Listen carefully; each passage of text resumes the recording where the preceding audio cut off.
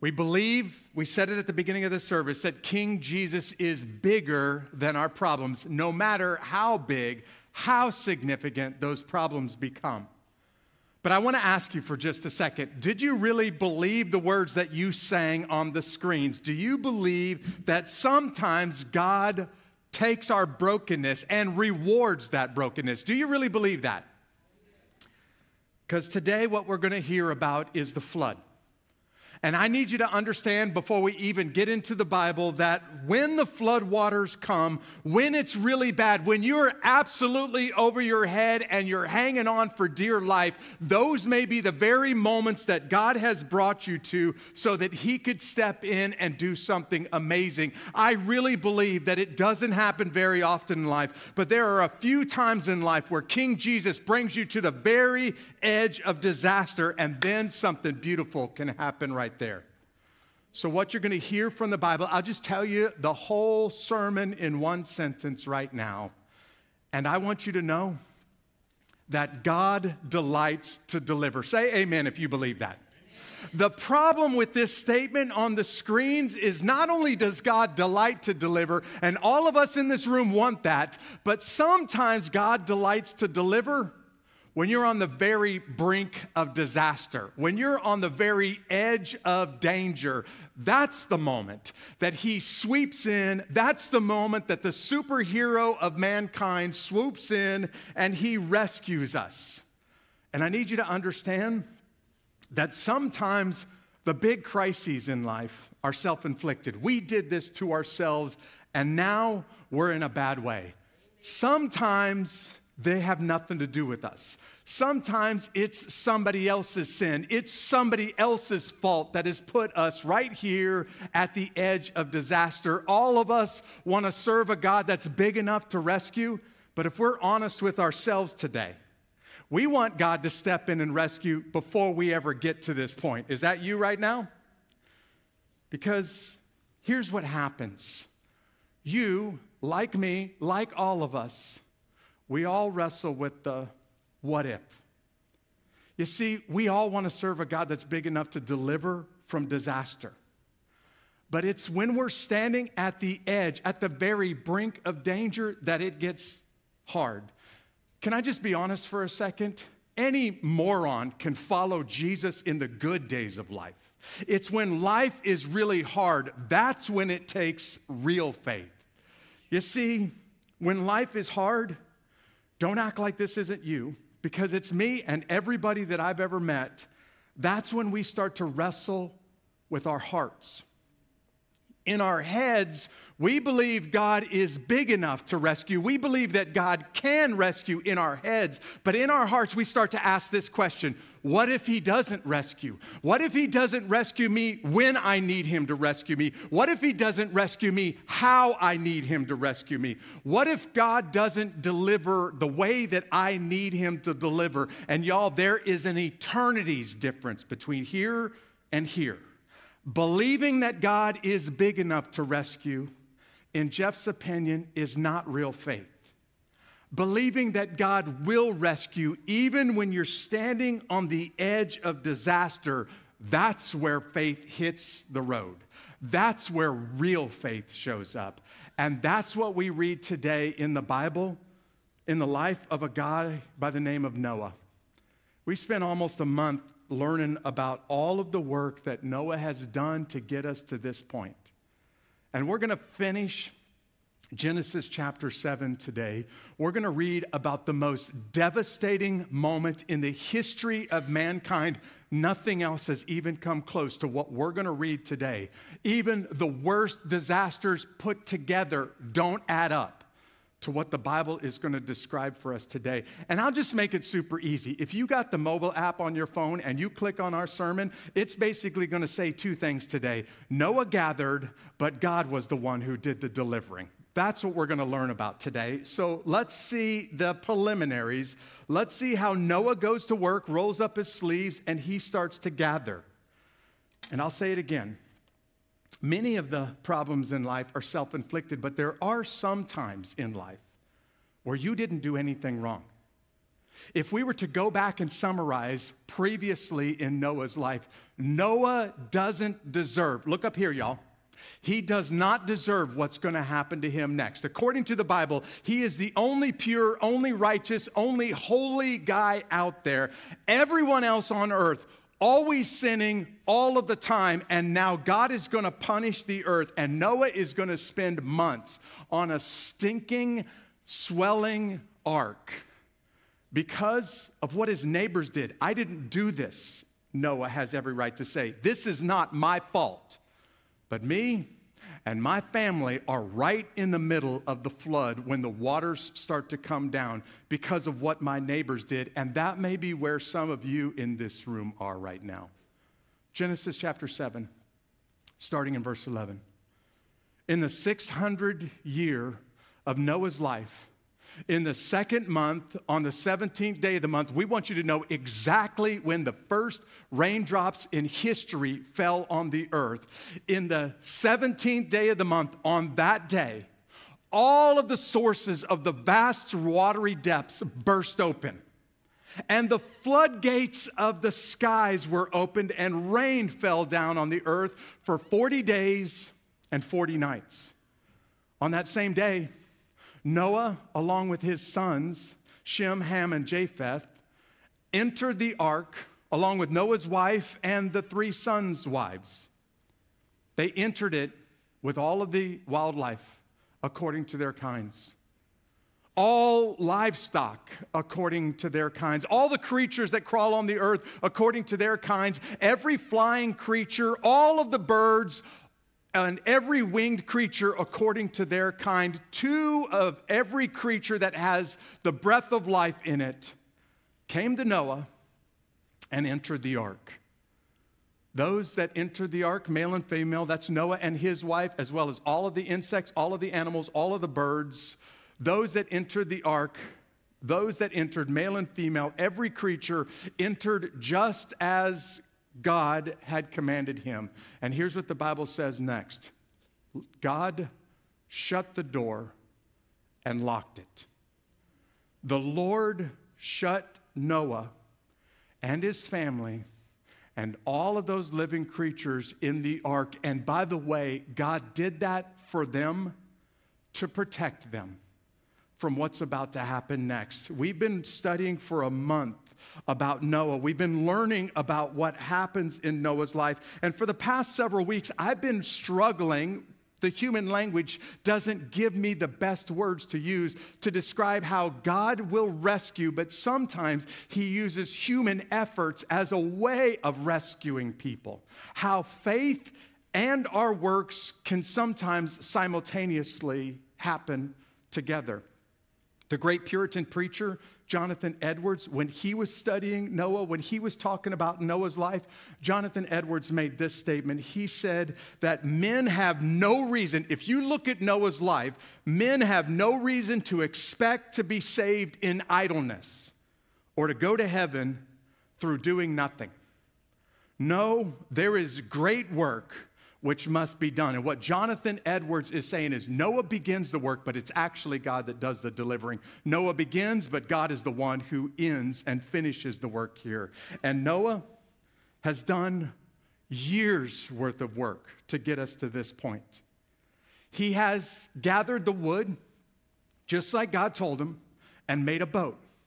He's gathered the food for his family, food for the animals and the birds and the insects. He's put it all on the ark. He's gathered his family around him, and they're on the ark. And just don't miss this. Noah has also gathered great faith to accomplish what has happened up to this point. But nowhere in the Bible do we ever say Noah is the rescuer of mankind. It's God who does the delivering. He just does it through a very simple, very normal guy, just like you, just like me, just a little bit older, a guy by the name of Noah. And then the Bible describes what happens next.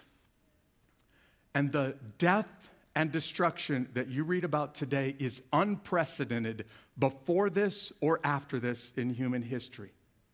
The waters start to come. Now, it's interesting to me that the Bible uses language like waters coming up, bursting forth, and then waters from the rains coming down. And if you're sitting there saying, wait a second, are you trying to tell me, Jeff, is the Bible really asking me to believe that every mountain, even Mount Everest, was covered with water? I don't understand the science of that. Well, neither do I.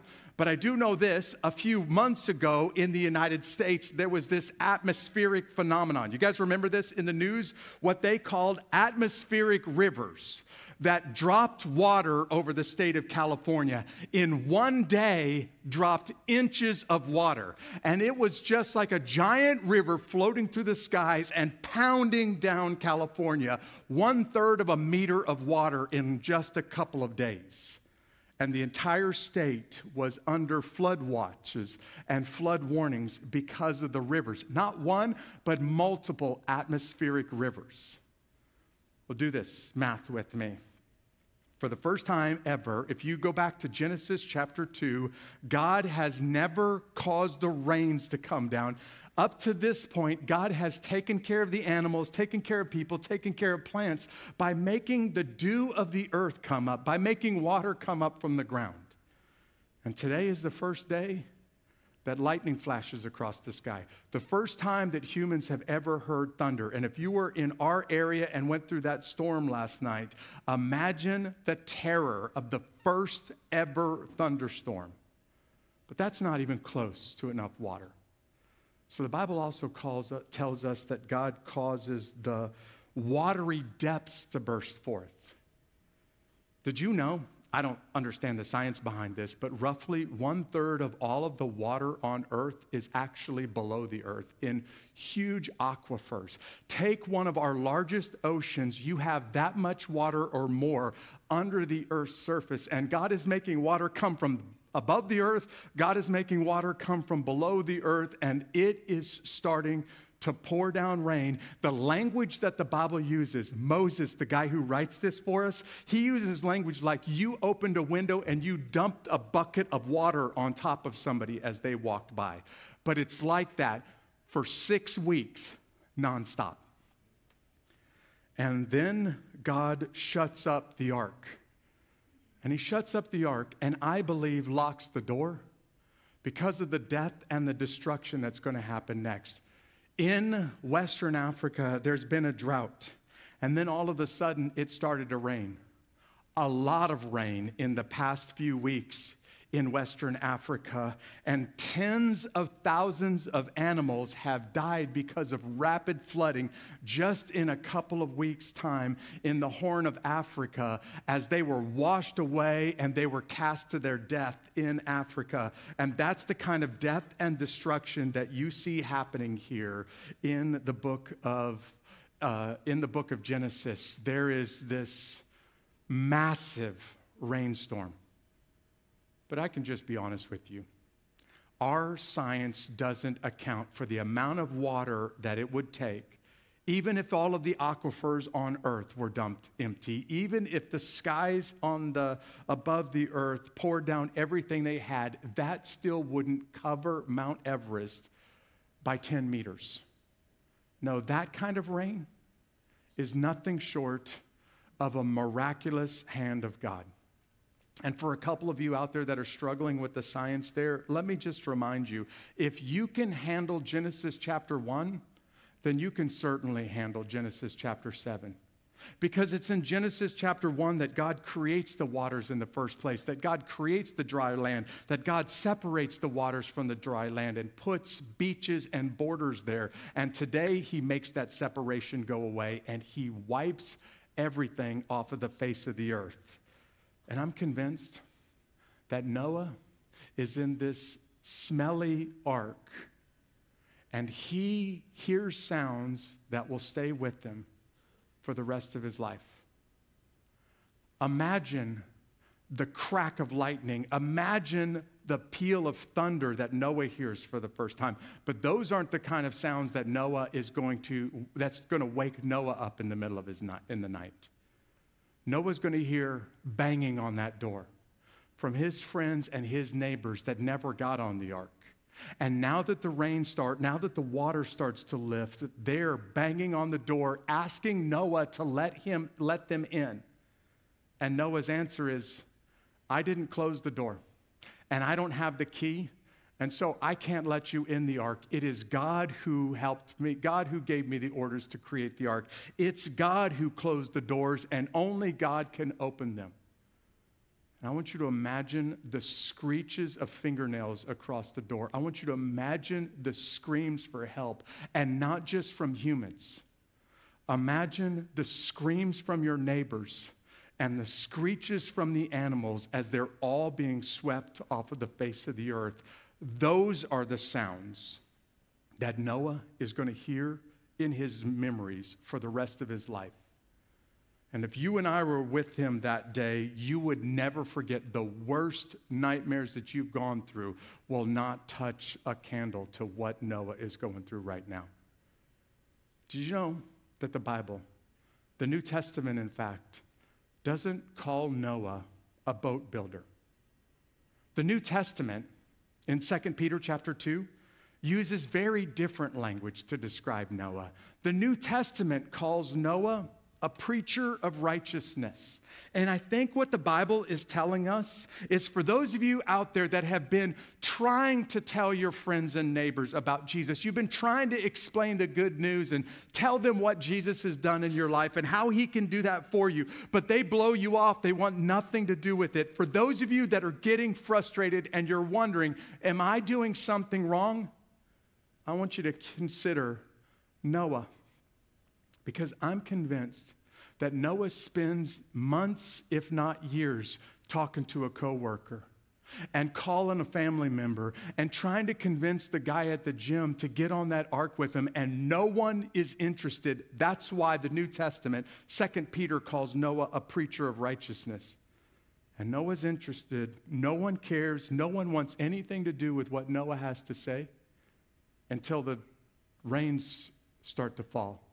But by this point, the ark is already built and the door is already locked and it's too late. And like you, I have family members, I have friends that I have been begging God to reach down and to get a hold of their soul, because I have talked to them until they have literally said to me, stop talking to me about it, Jeff. I don't want to hear it anymore.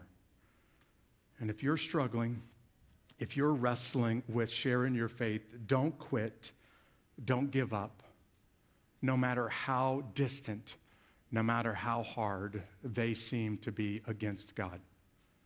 This is the moment in Noah's life where all of the work and all of the preparation have come to this moment. And Noah, I am convinced, believes what happens next has nothing to do with what I've done in the past.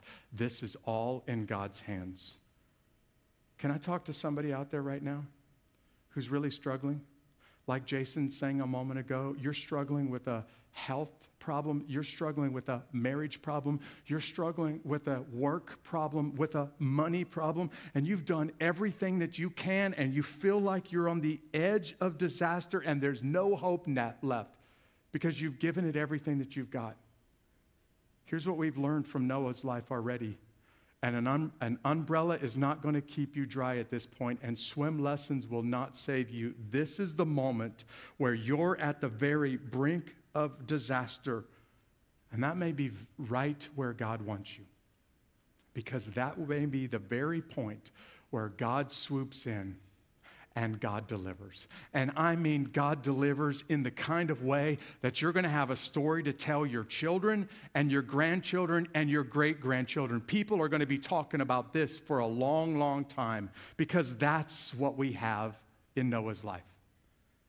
Nobody knows exactly how long this took, but the scholars, a lot of the theologians believe Noah has spent up to 120 years gathering and preparing for this moment. But nowhere in the Bible do we ever read that Noah is the rescuer.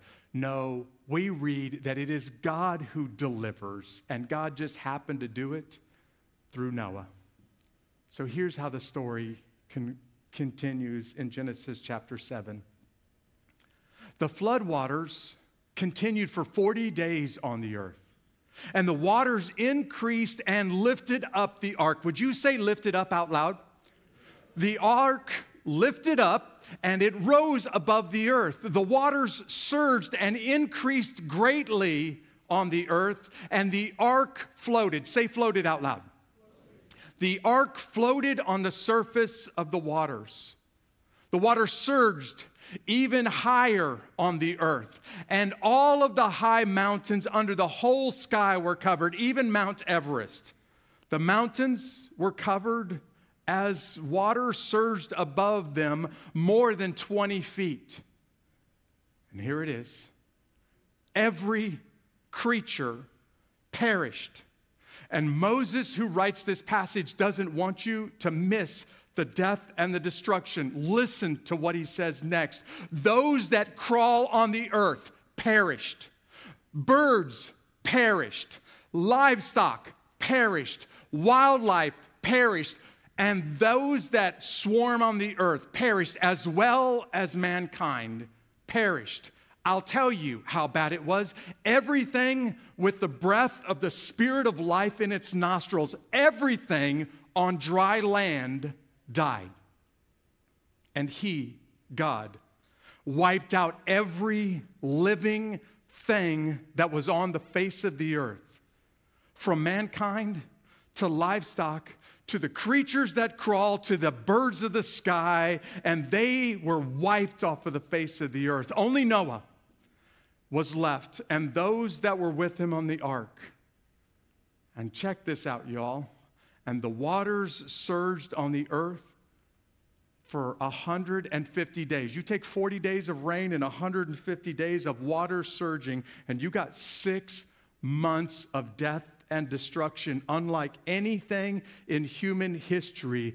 There is calm on the other side of the storm. And I'm going to make a promise to every one of God's children today. I promise you, no matter how bad the storm, no matter how difficult the circumstances, no matter how severe the rains, you will see the sun again. I absolutely promise you that. You may see the S-U-N in heaven, or you may see the S-O-N. Well, let me get that right. You may see the S-O-N in heaven or the S-U-N here on earth, but I promise you, God steps in, and God delivers, and he always delivers his people, even from the very brink of destruction. He might not deliver you the way you want. Unfortunately, he might not deliver you when you want. The death and destruction on earth is unparalleled. Nothing before it, nothing after it has come close to what we just read in the Bible. And if it seems really severe to you, let me remind us of what the Bible has said at this point now more than once. Every human being, every heart, every thought was always evil all the time. And God made a promise way back in Genesis chapter 2 to the first human. God promised Adam, Adam, if you sin, the consequences, the wages of sin is death. If you sin, you will die. Well, today God delivers on that promise. And the only people that survive is the one pure, one perfect man on earth, the guy Noah, who does his best to live righteous and to be holy and to follow God. And Noah, his sons, and their wives all survive. God washes, literally, is what the Bible is saying, all of the other sin off of the earth. And it is death and destruction at a level that no one has ever seen before or since. The bubonic plague, COVID, World War I, World War II, the Spanish flu, you put it all together, it doesn't even come close to what you're seeing here. And in the middle of that, God does something interesting. He actually does something that in my mind is a little bit surprising, at least at this point. The very waters that God is using to destroy all of the life that's on earth are the same waters that God is using to deliver Noah and everything on that boat. You see, as the rains start to fall, as the aquifers burst open, as the earth starts to be surrounded by waters. The very waters that are killing your neighbors are also delivering Noah. They're lifting the ark up. They're floating the ark across the face of the earth. The very death and destruction that God is using to punish the rest of the earth, he's using to deliver Noah and his entire family. And I need you to get this, because there are some of you out there that are really struggling with storms right now. And you're asking the question, God, why are you doing this? God, I don't understand it because I don't deserve it. I didn't do this. Noah has every right to say, that's my neighbor's fault. Why are you doing this to me and to my family? And Noah is just faithful. And Noah is doing what God asks him to do week in and year out. And eventually the animals show up. The ark, Noah and his family get on the ark. God closes the door and the rains start. And then all of a sudden, the ark starts to float. And if you think the screeches and the screams were terrifying, picture for just a second how bad the silence would have been when, after the final mountaintop is covered with water and no living creature left alive is still around, Noah can hear outside of him the utter and total silence of nothing but water splashing against the sides of the ark. Every other cry is now completely silent. And Noah knows there is absolutely nothing on the other side of that ark except for death and destruction. And the waters that God used to punish everybody else, those very waters are what God used to rescue me and to rescue my family. There's a story, I think it's a pretty powerful story, of one of the most famous Roman legions of all time.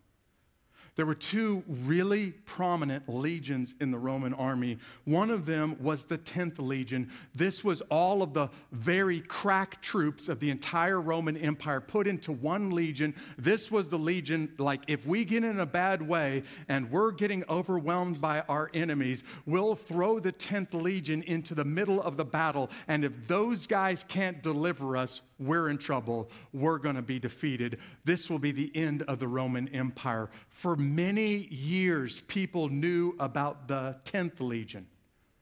And then in AD 172, another legion, a second legion of Roman warriors became famous.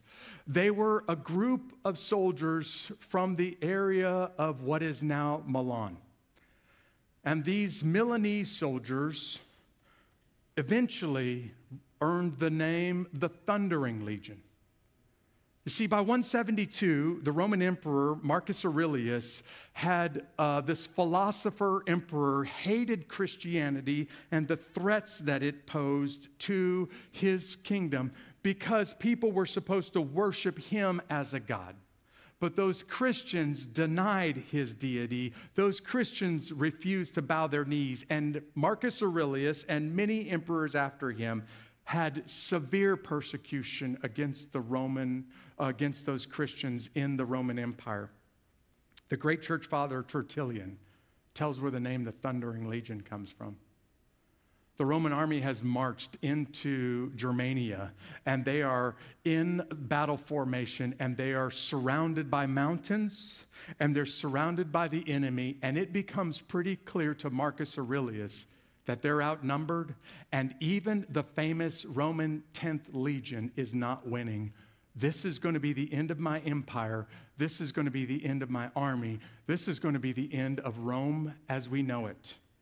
And a commander from the Praetorian Guard, his personal bodyguard, the Secret Service, says to him, Emperor, the Roman legion, the Milanese legion, is asking for your permission to pray to their God. This almost entirely Christian legion wants to pray before they are overwhelmed, before they are wiped out. And this tells you how desperate Marcus Aurelius is. In 172, he gives permission for that Roman legion to get on their knees and to start to beg the God of Noah, the God of the universe, beg King Jesus to save them, save their buddies, save the army, and to save the empire. What Tertullian says next is recorded in the history books almost immediately. When those Christian warriors got up off of their knees, it started to thunder. And it started to lightning. And then the rain started to fall on the entire region. And pretty soon, huge hailstones started to fall down on top of the mountains. The German pagans were so terrified by what they just saw in the valley floor that they left their formations and ran down and basically surrendered to the Roman army because of the power of the skies letting open as soon as these Christian warriors get off of their knees. That's the moment that Marcus Aurelius said, we will no longer refer to them as this legion's number. From this point forward, for the rest of the empire, this will be known as the Thundering Legion. That's also the moment that Marcus Aurelius started to loose some of the restrictions, started to let up on some of the persecution of Christians because he saw God swoop in and deliver right on the edge of disaster. And for somebody in this room who's saying, God, I want you to deliver, but I don't want to have to stand on the edge of disaster, can I remind you, the greatest stories are those stories where it is ultimately desperate, and if God doesn't step in, we have no hope. We can't run to the hills and run for our lives. If God doesn't step in, there's no chance of survival. I'm talking about the story where a shepherd boy with a slingshot goes to stand up against the tallest, biggest, strongest warrior on earth, and David stares down Goliath.